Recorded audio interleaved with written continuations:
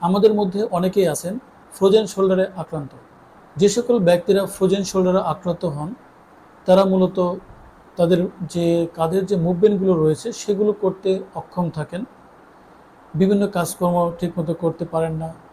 ঘুমানোর সময় যে পাশে ফ্রোজেন শোল্ডার হয়ে আছে সে পাশে কিন্তু তারা শুয়ে থাকতে পারেন না। ফ্রোজেন শোল্ডারের কারণে, এই লিমিটেশনের কারণে পিঠ চুলকানো, চুল আঁচড়ানো, কাপড় চোপড় পরতে গেলে, গেঞ্জি পরতে গেলে এগুলো কিন্তু তাদের অনেক কষ্ট হয়। এই সকল সমস্যার সমাধানের জন্য আমরা অনেক সময় অনেক ধরনের ট্রিটমেন্ট করে থাকি। বিশেষ করে আমরা মেডিসিন অনেক খেয়ে থাকি। এই সকল মেডিসিনগুলো সাময়িক আরাম দিলেও দীর্ঘস্থায়ীভাবে সমাধান করতে পারে না। আমি আপনাদের সামনে আজকে 4টি পয়েন্ট নিয়ে আলোচনা করব। তার মধ্যে রয়েছে 3টে এক্সারসাইজ এবং একটি উপদেশ বা অ্যাডভাইস। এটি একটি শোল্ডার জয়েন্ট। এই শোল্ডার জয়েন্ট যখন স্টিফ হয়ে যায়, ফ্রোজেন শোল্ডার হয়ে যায়, তখন এই জায়গাগুলোতে এক ধরনের স্কার টিস্যু জন্মায়। এই স্কার টিস্যুগুলো আমাদের মুভমেন্ট করতে বাধা প্রদান করে। ধরুন আমাদের এই যে হাতটা, এটাকে যখন আমরা এদিকে উঠাতে যাব, এরকম উঠাতে যাব, তখন এই জায়গায় যখন স্কার টিস্যুগুলো থাকে এই মুভমেন্টটা করতে তারা দেয় না। আপনি যখন পিঠ চুলকাতে যাবেন তখনও কিন্তু এটা আপনার বাধা দেবে। সামনের দিকে কোনো কিছু তুলতে যাবেন তখনও এটা বাধা দেবে। এই জায়গায় স্কারগুলো ঠিক এইরকমভাবে এক ধরনের স্কার পড়ে, এটাই অ্যাবনর্মাল টিস্যু। এই অ্যাবনর্মাল টিস্যুগুলোর কারণেই মূলত মুভমেন্টগুলো রেস্ট্রিক্টেড হয়ে যায়। এখন আমাদের প্রধান কাজ হলো এই অ্যাবনর্মাল টিস্যুগুলোকে ছিঁড়ে ফেলতে হবে বা এটাকে নষ্ট করে ফেলতে হবে। এর জন্য আমাদের প্রথম যে কাজটি করতে হবে সেটি হলো, ঠিক এটার নিচে যদি আমি এভাবে হাতটা রাখি, হাতটা রাখলে এই দিকে একটা ফোর্স ক্রিয়েট হবে। আমি যে পজিশনে ধরে আছি এইভাবে হাতটা রেখে আমার অন্য একটি হাত কোনো নিচে দিয়ে সোজা উপরের দিকে ফোর্স করবে, এইভাবে ধাক্কা দেবে, ঠিক এই লেভেলে ধাক্কা দেবে, এইভাবে ধাক্কা দেব এবং ধাক্কা দিয়ে 10 সেকেন্ড হোল্ড করে রাখবো।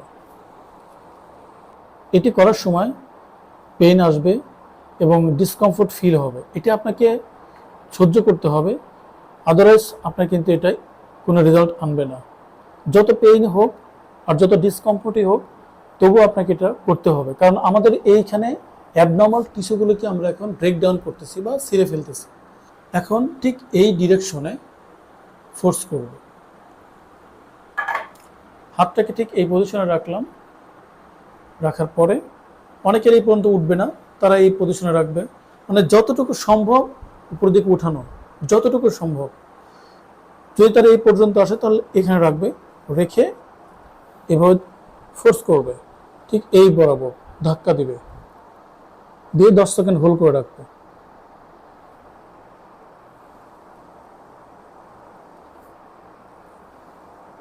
ওকে, এটা করার জন্য একটি দেওয়ালের সামনে আমাকে দাঁড়াতে হবে এবং যে হাতে সমস্যা, ফ্রোজেন শোল্ডার যে হাতটা হয়েছে, সেই হাতটিকে দেওয়ালের ঠিক এই বরাবর রেখে, যদি আপনার হাত উপরের দিকে উঠাতে পারেন তাহলে উপর থেকে, যদি এই পর্যন্ত যায় তাহলে এখান থেকে শুরু করবেন।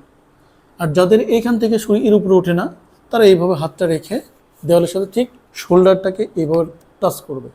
টাচ করে এইভাবে আমাদের বডিটাকে বা ফেসটাকে এদিকে ঘোরাবো, ঠিক এইভাবে এদিকে ঘোরাবো।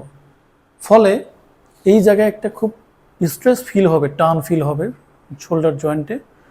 এর ফলে আমাদের যে মাংসপেশিগুলো রয়েছে, যেগুলো টাইট হয়েছিল, সেই মাংসপেশিগুলো অনেকটা লুজ হয়ে যাবে এবং আমাদের ফ্রোজেন শোল্ডারের যে সকল এরিয়াগুলোতে রক্তের ফ্লো কমে গিয়েছিল সেটা রক্তের ফ্লোটাও বেড়ে যাবে। এভাবে আমরা 10 সেকেন্ড হোল্ড করে রাখবো। একটু ভালো ফিল হলে উপরের দিকে হাতটা উঠাবো, আবার একটু ভালো লাগলে আর একটু উপরের দিকে উঠাবে। এভাবে আমরা এক্সারসাইজটা করব। 3 নম্বর যে টেকনিক বা এক্সারসাইজটা আমি দেখাবো, এটি মূলত আমাদের এই যে শোল্ডার জয়েন্টের গ্লাইডিং করাবে। শোল্ডার জয়েন্টটাকে গ্লাইড করবে, এরকম গ্লাইড করবে। গ্লাইড করার ফলে ইন্টারনাল জয়েন্টের ভিতরে যে সকল সমস্যাগুলো আছে সেগুলোকে সে সমস্যার সমাধান করবে। যে জড়তাগুলো আছে সেই জড়তাগুলোকে ভেঙে ফেলবে। তাহলে আমরা প্রথমে এইভাবে আমাদের হাতটাকে রাখবো, রাখার পরে বডিটাকে সামনের দিকে নিয়ে যাব এবং এরকম করতে থাকবো।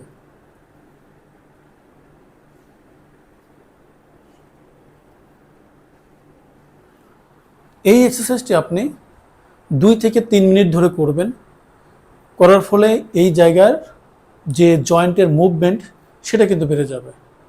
গবেষণায় দেখা গেছে যে ব্যক্তির ডায়াবেটিস রয়েছে তার ফ্রোজেন শোল্ডার হওয়ার চান্স সবচেয়ে বেশি। এছাড়াও যে সকল ব্যক্তির থাইরয়েডের সমস্যা রয়েছে তাদেরও ফ্রোজেন শোল্ডার হওয়ার চান্স খুব বেশি। এজন্যই নিয়মিত থাইরয়েডের টেস্টগুলো করব এবং আমাদের ডায়াবেটিসটাকে নিয়ন্ত্রণে রাখার জন্য নিয়মিত এক্সারসাইজ করব। ডায়াবেটিস নিয়ন্ত্রণে আসলেই আপনার ফ্রোজেন শোল্ডার আস্তে আস্তে নিয়ন্ত্রণে চলে আসবে। এই ডায়াবেটিস যদি নিয়ন্ত্রণে না আনতে পারেন তাহলে এই 3টা এক্সারসাইজ আপনাকে ততটা ইমপ্রুভ করতে পারবে না। এজন্য ডায়াবেটিসকে নিয়ন্ত্রণ করুন, ফ্রোজেন শোল্ডার থেকে মুক্ত থাকুন।